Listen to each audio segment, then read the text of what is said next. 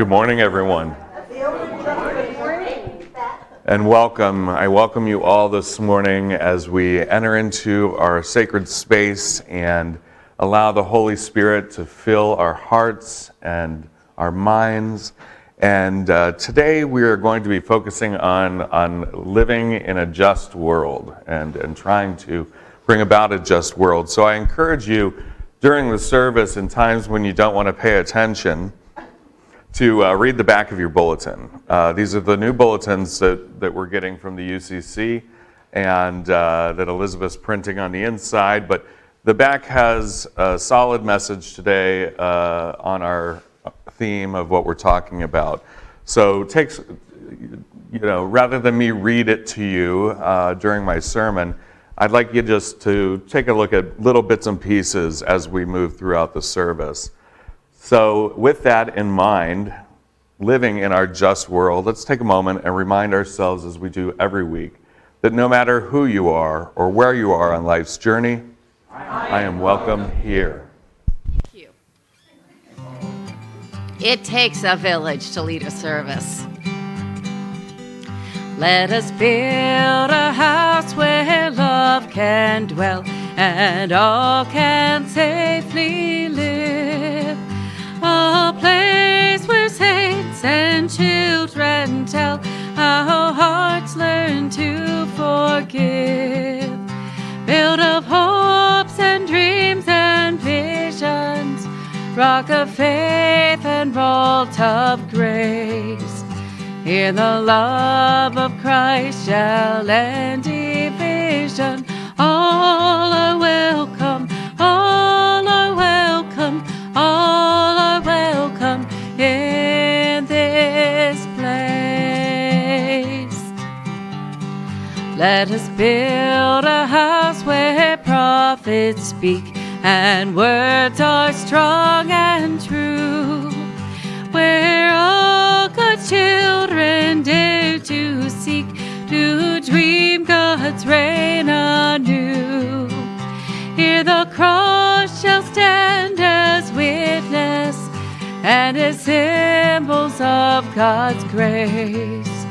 Here the one we claim, the faith of Jesus. All are welcome, all are welcome, all are welcome in this place. Let us build a house where hands will reach beyond the wood and stone, to heal and strengthen, serve and teach, and live the word they've known. Hear the outcast and the stranger bear the image of God's face. Let us bring an end to fear and danger. All are welcome, all are welcome, all are welcome in this place. Let us build a house where all are named, their songs and visions heard, and loved and treasured, taught and claimed as words within the word. Build of tears and cries and laughter, prayers of faith and songs of grace. Let this house proclaim from floor to rafter, all are welcome, all are welcome, all are welcome in this place.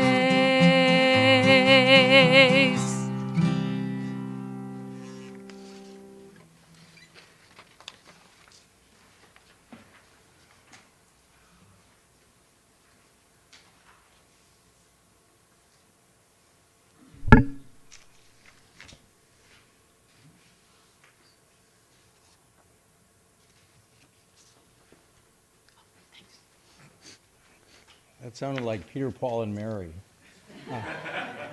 Hannah, do you remember, and Olivia, do you know who Peter, Paul, and Mary are? We were at a concert together. So, yeah.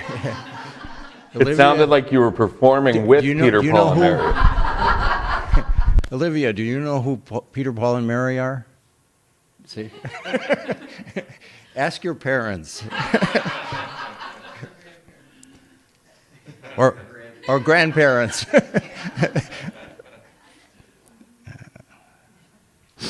The invocation for today is taken from the Common English Bible and is from Luke 18, 1 through 8. Justice for the faithful. Jesus was telling them a parable about their need to pray continuously and not be discouraged.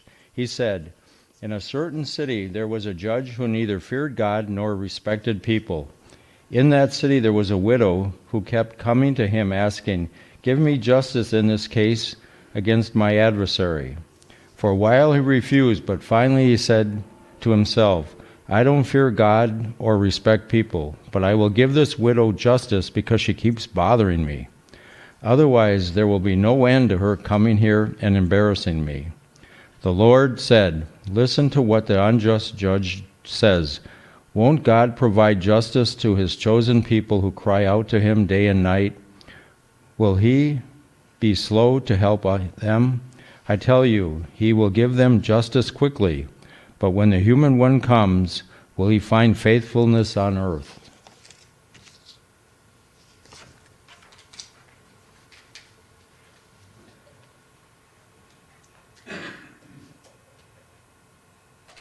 So I'm going to ask Kaylor to indulge me for just a moment. Sorry, Kaylor.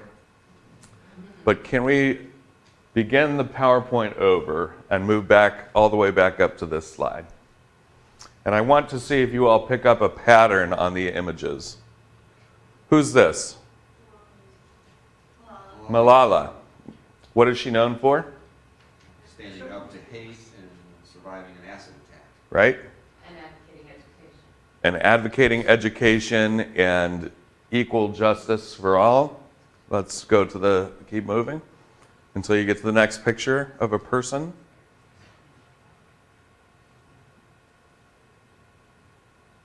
And I'm sorry, if we can go back. What's this say? All are welcome. Okay, this is at a protest.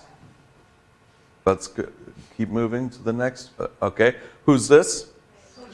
Sojourner Truth. And she says here, if you can't read it, "I am above 80 years old. It is about time for me to be going. I have been 40 years a slave and 40 years free, and would be here 40 years more to have equal rights for all." Okay? Next. Okay. Who's this? Rosa Parks. Rosa Parks. What's Rosa Parks known for? Not giving up her seat. Not giving up her seat. Standing up for her own rights, no matter how long it took, right? In our story this morning from Luke, it's a parable. So what is a parable? What are Jesus' parables meant to do? To teach us. So he's telling this story, regaling this story of a woman who kept approaching this judge and begging for justice over and over and over again. And he finally gave in. Why? Not because he thought, oh, suddenly I think she's right, but why did he give in? She was annoying him. And he was getting what? Embarrassed was the word used, right? He was getting embarrassed. He's a man of power. And here's this woman who had the audacity to continue to persistently seek justice. Ring any bells? See any patterns? And Give up.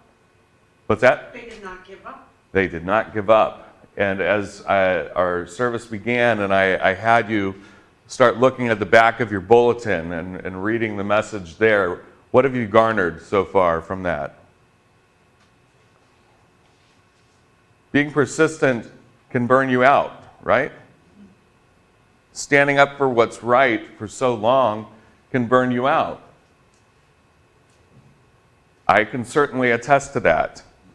Coming here week after week for over 5 years, you start to feel like you're saying the same thing, and we can't live like this, right?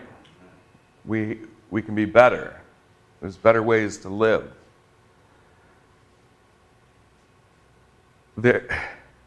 What is my sermon title?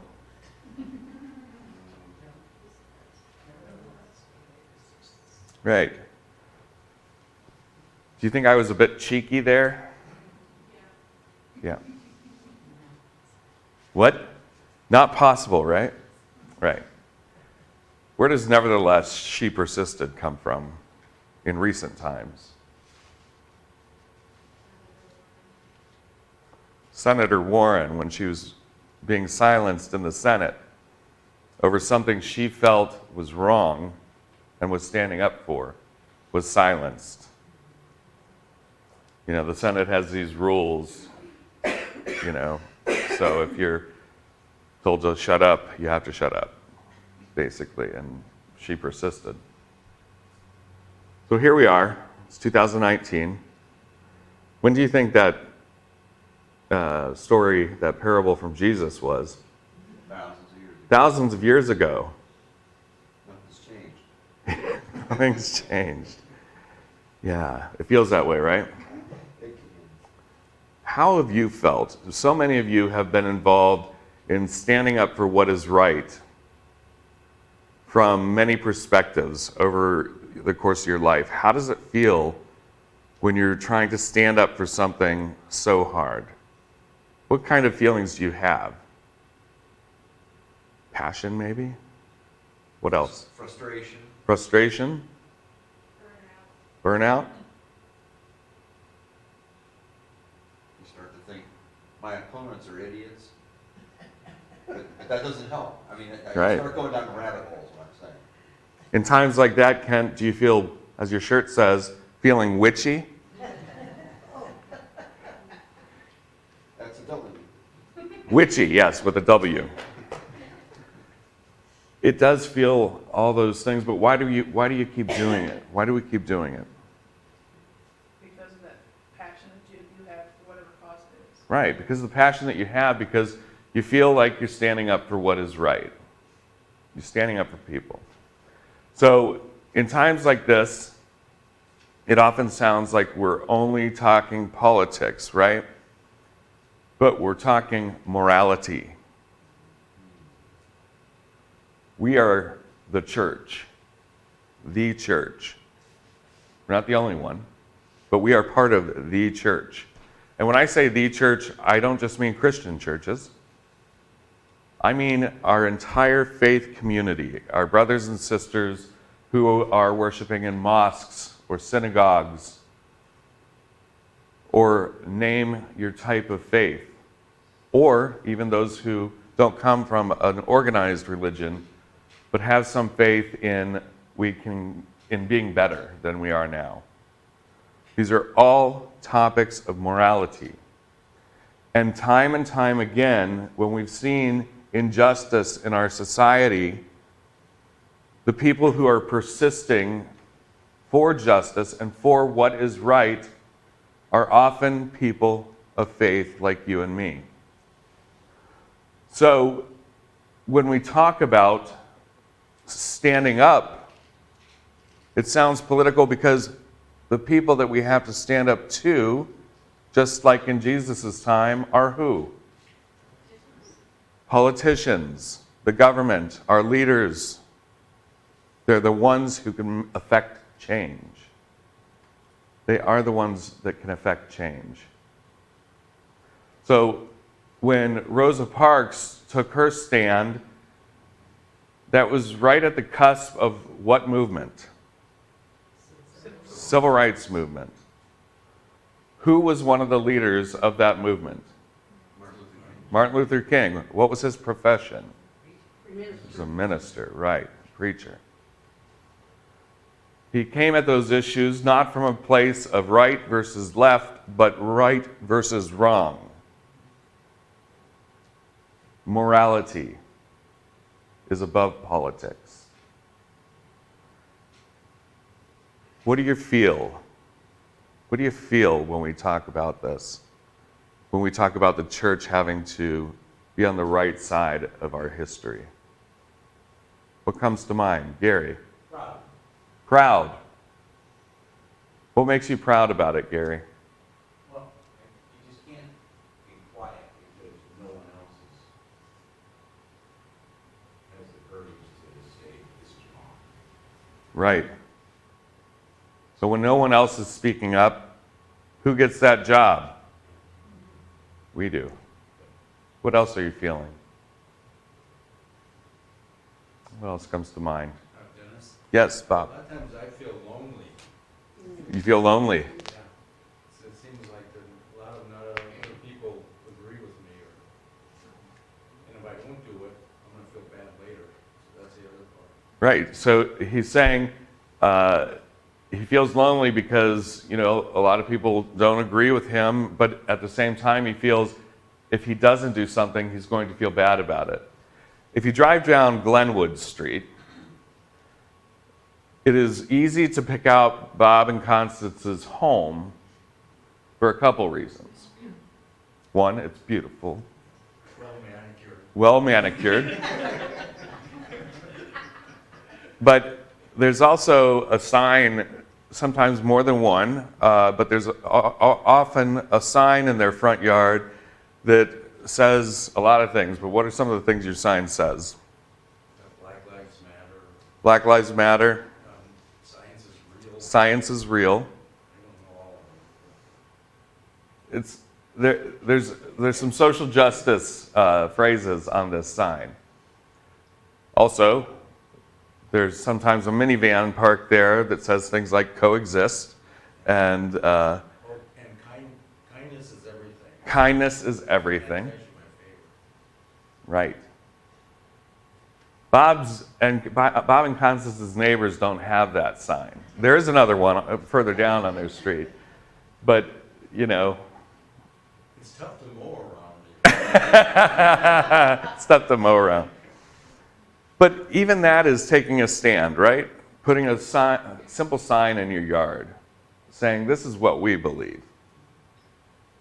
It's taking a stand. It's making a public statement. Terry. I just got back from San Francisco, and I stay in a hostel, and so I always have new roommates all the time, so it's a 4-bedroom dormitory thing. And I had a very interesting woman stay with me. She was from Australia, and she was in the United States for conferences, different places. She was going to end up in Columbus, Ohio, but her church and she's very, very active in it, rescue young girls in Cambodia from sex slavery. And she goes to Cambodia several times, she said like 3-4 times a year, but they actually physically help these young women from getting out of sex slavery. And I was like, wow. Yeah. It's a big thing there. It's huge. And the fear that must live on their hearts as they're encountering these missions. That's not an easy thing to do. It's scary. It's bold. It takes courage. Faith takes courage. What else? Sandy. I have to speak up because I've gone on Glenwood 100 million times, and I never knew that was their house. And I'm trying to read the sign real quick. I've given away where you live, guys. Sorry. But I kept thinking, if I see somebody out, I'm going to stop and ask them where they got that sign. Yeah. And that was funny. Mhm. That came up. Yeah, it definitely catches your attention, though, as you're driving down that street. Yeah. I think about a book that I read probably 20 years ago called Stealing Jesus, about the way a particular political party pooled the Jesus, for lack of a better word, the Jesus card into their politics. And that for so much of my life, when I've said I was a Christian, people have made assumptions about what that means. And for so much of my life, it was no, it doesn't mean that. Right. For me, and for the way I live my life, and for the congregations I worship in, this is not the way we view the good news. And it does feel, with the division that's happened in our country, that there are more people like us starting to speak up and say, I believe these things because of my faith, and it is not what you think I believe. Mhm. And I take some level of hope in I do too, because I think many of us have experienced that.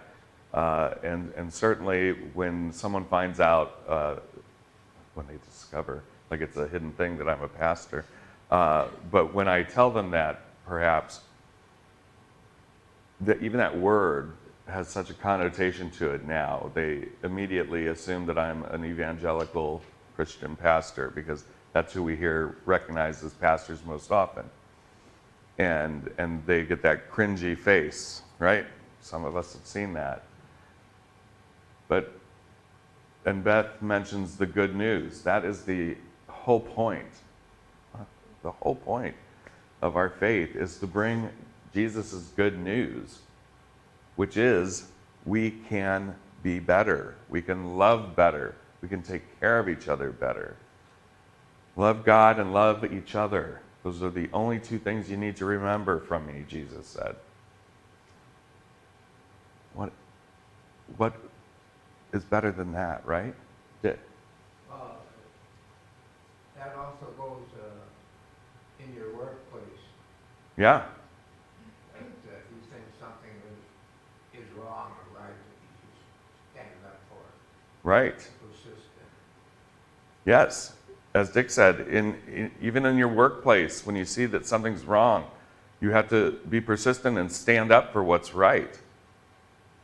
And we see this so often in areas around workplace harassment, right? Where it could be gender-based, racially based, any phobia-based. And when you see it happening and do nothing, just like in the rest of our world, if you see injustice happening and do nothing, how are we not complicit? Dennis? Yes. The other one, how the change is done by Rosa Parks, power of one. What Elizabeth put one hold up there, that Greta Thunberg, the one from Sweden. Yes. She's changing the world by herself. It's like, you guys are messing up the environment. Take care of it. The power of one is staggering. Power of one is staggering and very powerful once people start to notice and then join in. Did you happen to catch what's on our sign out there now? Yes. What does it say? If not us, who? If not now, when? Right. Thank you, Elizabeth. I was telling Beth and some folks in the foyer this morning that Elizabeth has jumped right in as a partner in crime, as Lori, her predecessor, was too. We're persistent, that's for sure, and so we all feel that it's important to raise this issue up, because if not us, then who? If not now, then when? And you'll see another image Elizabeth has up here shortly that says that relating to our earth too. Lori, now that I invoked you into the sermon. Where our cabin is in New York, it's the largest county in the state of New York. And it's also all Republican, pretty much. Our road, though, has about maybe 30 cabins/homes, and we have a diverse community of straight, gay, lesbian families, straight families who might have a gay or lesbian child. And not once have I seen nobody not loving somebody else because of their orientation or what. I mean, when you get a group of 40 or 50 people together at one person's house for a party, and then that same 40 or 50 people move to a different house who the people living there are gay, they're all back there. It's amazing to me what a loving community that road is, because most of those people are seasonal, like what we are. There's maybe, out of the 50 homes, maybe 10 are all year round. So they all look out for each other. And it's a community of probably mostly Republicans, but the love that one road shows for each of the neighbors is amazing. It is just the whole town is like that, but our road is, I mean, you tell people where we live, you're in town, and they go, oh yeah, we've heard about that road. It's in a good way. Besides the fact that we all like to party, it's that we all like to get together and do that community, faith, family. It's amazing, and for the largest county in the state of New York to be always voting Republican, it's a loving area, and it's amazing what people will do no matter what their political beliefs are to keep that community, keep that family together. And it's a nice feeling, really. I mean, coming from an area, where I'm not really sure if I should put out things in my front yard, to there where I could put if I wanted to put a rainbow flag on, I would be just like my neighbor down the road. So but it's amazing when people put those political beliefs aside and make that the family, the community, the love important. 2 questions for you, Lori. 1, is your road paved with yellow bricks? No. 2, isn't what Lori just said collectively what we're saying here all along, that what they're doing is what we're saying. They're rising above. They're saying this isn't politics to us, this is morality. This is just, this is kind, this is love. And it's safe for them to do that in It their is place. safe. It They is can safe. go back home where it may not be. Right, like Lori. At home, she's not as safe to be as open with probably her thoughts among friends in her own community as she is here or there. James.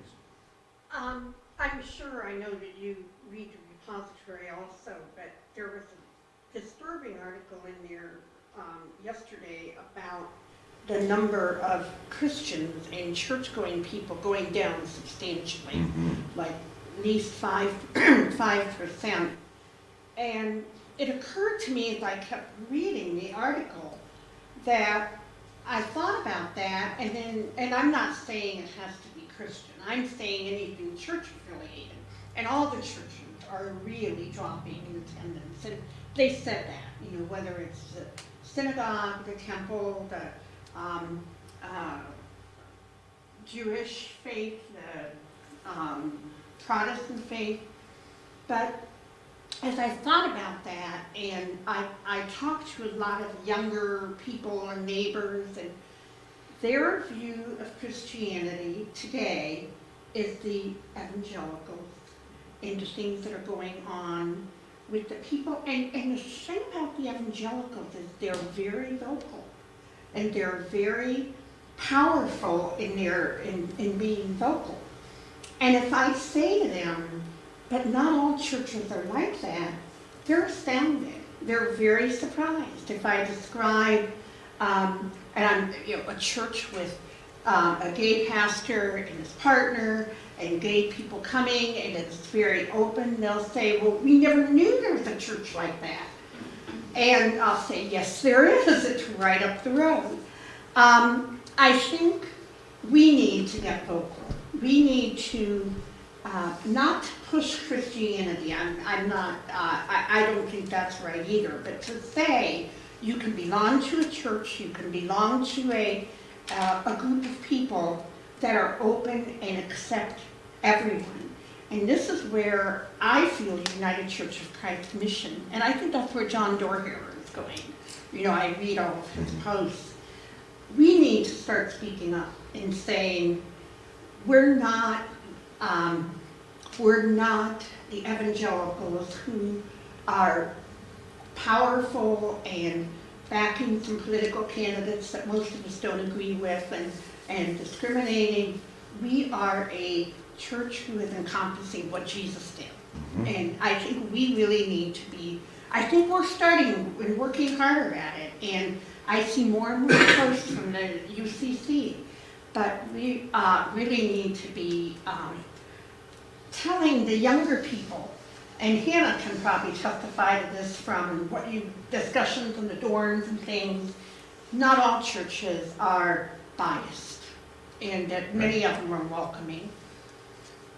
Absolutely. And just this past week, Jane, to your point of the UCC standing up for these things, 18 UCC pastors were arrested. We're a fun bunch, aren't we? Were arrested because they were protesting. What were they protesting? The environment. There were some environment issues being discussed in Washington, and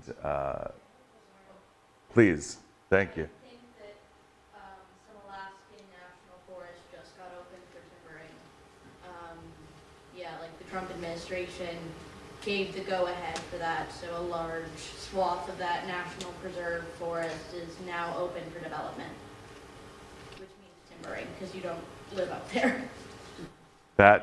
Thank you, Hannah. You're exactly right. As I've said before, environmental issues are not my forte. That belongs to a different group here.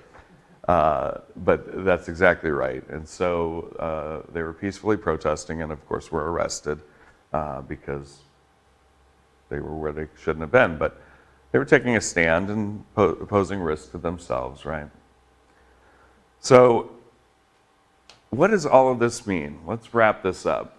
What does all of this mean? I believe this means what Jane said and what you've all said and what our sign out here says and what these images tell you. It takes persistence. It doesn't happen overnight. Injustice has been going on for thousands of years, and it won't change that quickly. But if we do nothing, it definitely won't change. We are people of faith who carry ourselves with hopefully a higher sense of morality and justice and truth and love. And it's those things that we're called to take out into our community and make that difference. To speak up, to speak out, to stand up, just as Jesus did in his time, just as he was teaching in this parable, in the Gospel of Luke, and just as we're teaching today in 2019. I'd like us to move forward. Remember, this is not right versus left. It is right versus wrong. If you remember nothing else we said today, try to hang on to that and love each other. Amen.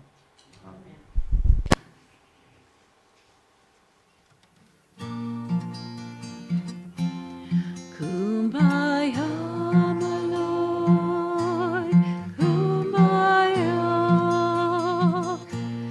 kumbaya, my Lord, kumbaya, kumbaya, my Lord, kumbaya, oh Lord, kumbaya. Someone's crying, Lord, kumbaya. Someone's crying, Lord, kumbaya. Someone's crying, Lord, kumbaya. Oh Lord, kumbaya. Someone's praying, Lord, kumbaya. Someone's praying, Lord, kumbaya. Someone's praying, Lord, kumbaya. Oh Lord, kumbaya. Someone sing, Lord, kumbaya. Someone singing, Lord, kumbaya. Someone singing, Lord, kumbaya. Oh Lord, kumbaya. Kumbaya, my Lord, kumbaya. Kumbaya, my Lord, kumbaya. Kumbaya.